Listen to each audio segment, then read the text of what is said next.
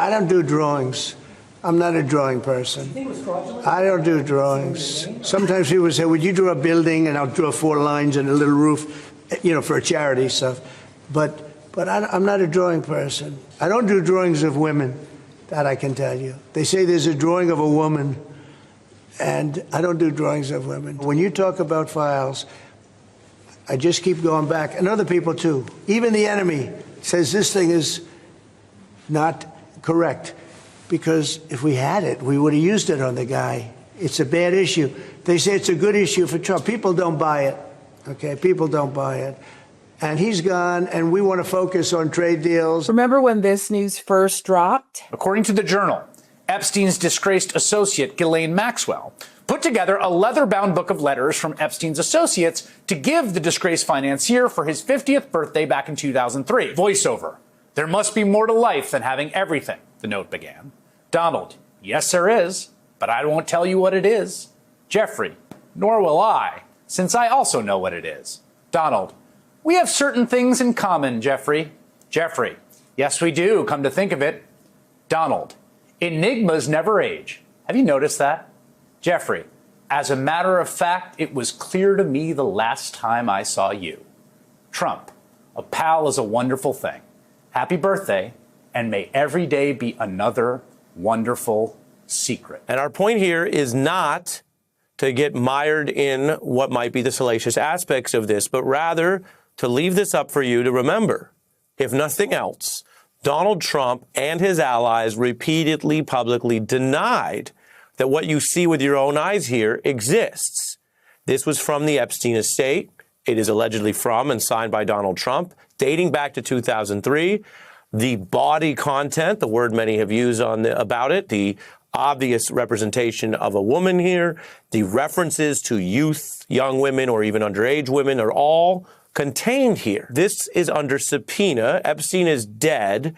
The documents under control of the estate are overseen now by lawyers and other independent officials. So there's every incentive for them to basically comply with the subpoena, and almost no reason or conspiracy theory that could explain why they would risk, for example, breaking the law to concoct evidence to predate and bother Donald Trump.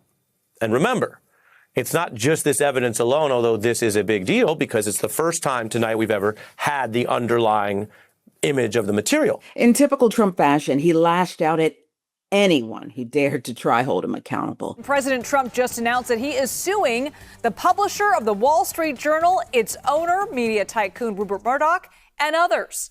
The president taking legal action with a $10 billion libel lawsuit. He said about this Wall Street Journal letter that it is fake, it is malicious, and it is defamatory. He says those are not his words, and it's not the way that he speaks. The president also said in a social media post that he had warned both the paper and Rupert Murdoch, its owner, directly that if they were to move forward with publishing that letter, that he would file suit. And as you noted there, the breaking news just this hour, the president announcing that he has filed suit against everyone involved in publishing this report. That includes the paper and its corporate owners. He also says that he is filing this suit not only on behalf of himself, but on behalf of all Americans who he says will no longer tolerate the wrongdoings of the, quote, fake news media. Trump denies ever writing the letter. But a spokesperson for the Wall Street Journal's parent company, Dow Jones, released a statement saying, "We have full confidence in the rigor and accuracy of our reporting and will vigorously defend against any lawsuit." And of course, given the recent settlements by Paramount and Meta and ABC and other companies, there's a lot of speculation about what Rupert Murdoch will do in this case. There's a lot of questions about whether Trump is just trying to shake down the Wall Street Journal or pressure the Journal in some other ways. So we will see over time if this is a genuine, legitimate lawsuit with a real chance of winning, or if it's more of a PR stunt. Because having covered Trump for years, I know that many of his lawsuits are in part publicity stunts in order to get attention. Speaking with First Amendment lawyers overnight, I have a sense from them they believe this suit is pretty weak. As one of them said to me, quote, "Just screwing up even badly is not enough for defamation. And how could the President of the United States show $20 billion of damages?" There are some details about this lawsuit that seem absurd. But as we know, the president has been able to achieve settlements with other media companies. So we will see what Rupert Murdoch decides to do in this case. But as you mentioned, Danny, the Journal is saying it has a lot of confidence in this reporting. And let's be honest, they would not have published this bombshell story if they did not believe that they were on extremely solid legal ground. And while I can't tell you what's going to happen in the lawsuit, when you look at this is bad news for Trump's lawsuit. Now, quickly approaching a year since Trump first filed his defamation lawsuit against everyone involved in that bombshell Wall Street Journal report, we finally have an update to bring you. So here's what happened. Federal judge in Florida, Judge Darren Gales, just threw out Trump's $10 billion defamation lawsuit against the Wall Street Journal, Rupert Murdoch, News Corp, the company's CEO, Robert Thompson, the two reporters who broke the story, and the publisher, Dow Jones. $10 billion gone. The reason? Simple. Trump couldn't even come close to proving actual malice. That's the legal standard. If you're a public figure suing for defamation, you have to show that the people who published the story either knew it was false or recklessly ignored evidence that it was false. And according to Judge Gales, Trump fell nowhere near that bar. The judge pointed out that before the Journal ever ran the story, they contacted Trump for comment. They reached out to the Justice Department, and they went to the FBI. Trump denied it. DOJ didn't respond. FBI declined to comment. And then, and this is key, the Journal published Trump's denial right there in the article. Not malice. That's journalism. Judge also noted that Trump's own complaint confirmed the newspaper attempted to investigate. So the whole argument that the Journal recklessly ignored the truth, the judge said it was actually rebutted by the article itself. Now, Trump does get one more shot. Judge Gales gave his legal team until April 27th to refile an amended complaint with stronger evidence, actual malice. Trump's team says they do plan to do exactly that. They called it, and I need you to hear this, a powerhouse lawsuit. Powerhouse. The one that just got thrown out of court. Now, let me tell you what this is really about. This lawsuit was never about winning in court. This was always about, well, pressure, a campaign.